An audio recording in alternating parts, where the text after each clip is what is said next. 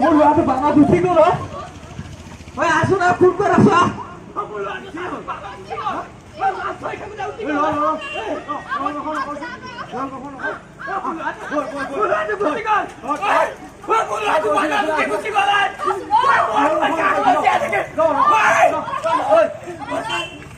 মই মাছ ধৰিবলৈ আহিছিলো মাছ ধৰিবলৈ আহোঁতে ভয়ংকৰ বান আহি আমাৰ মাথাউৰিটো ভাঙি দিলে আৰু তাৰ পাছত মোৰ লগত থকা ল'ৰাটো বানে উটুৱাই নিলে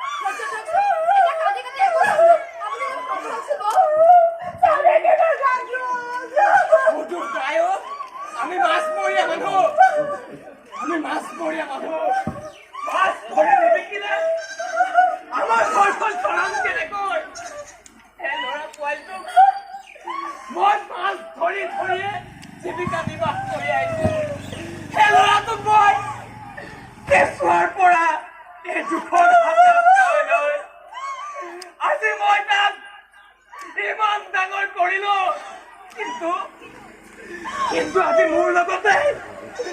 লগতে মাছ ধৰিবলৈ গৈ মোৰ মৰমৰ কণমানিটো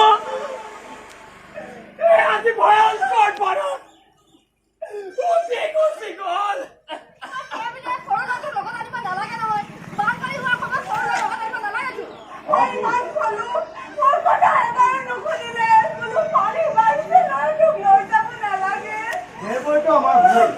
বানপানীৰ সময়ত আমাৰ সকলোৰে ধান্দাখিনি মাছ ধৰা খৰি ধৰা নদী টুকি অহা সেইবোৰ কৰিব নালাগে নহয় তই যদি আজি ল'ৰাটোৰ লগত নিমিলিহেঁতেন ল'ৰাটো এনেকৈ উঠি নগ'লহেঁতেন নহয় হয় মই সেইবোৰ কথা ভাবিবলৈ নহ'লে মই মাত্ৰ ভাবিছো ইমানবোৰ মাছ ওলাইছে পুঠি খলিহনা গৰৈ গোটেই ৰাতি নদীখনত ভৰি পৰিছে মই মাত্ৰ এটাই চিন্তা কৰিছিলো মই যদি আজি জাল মাৰি অলপ মাছ সৰহকৈ পাওঁ তেতিয়া মই বজাৰখনত বিক্ৰী কৰি মই বহুত পইচা পাম কিন্তু কি হ'ল আজি এই মাথাউৰি ভঙাৰ ফলত আমাৰ কণমৰাটো আজি বানত উটি গুচি গ'ল এতিয়া মাছ বিক্ৰী পোৱা পইচাটো ল'ৰাটোকে ঘূৰাই নিব পাৰিবিনে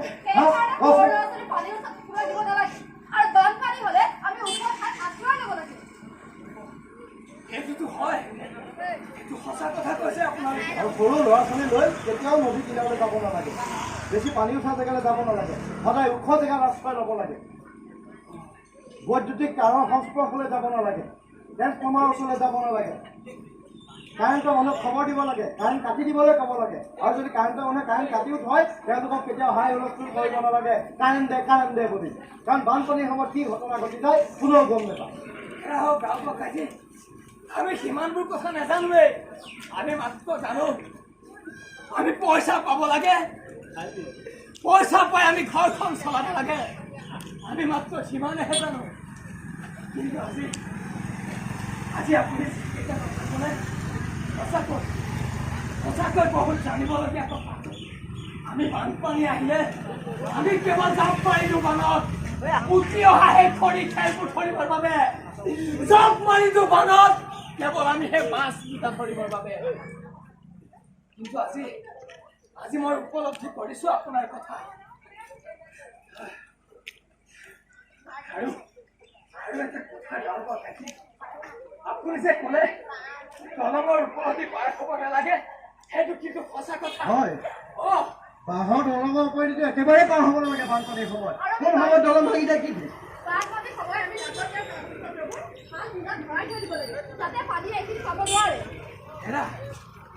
এই কথাটো মই আগতে শুনিছো কোনোবা এজন মানুহে আমাৰ ঘৰত কৈছিল যে বানপানী হ'লে সেই কাগজ পত্ৰ লাগতিয়াল বস্তুবোৰ কিবা বোলে জল প্ৰতিৰোধক নামৰ সেই ব্যক্তি পাই থ'ব লাগে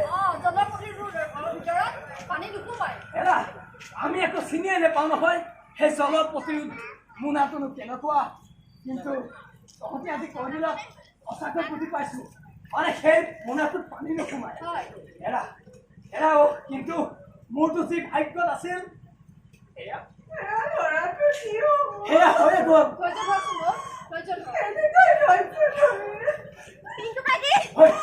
কি হ'ল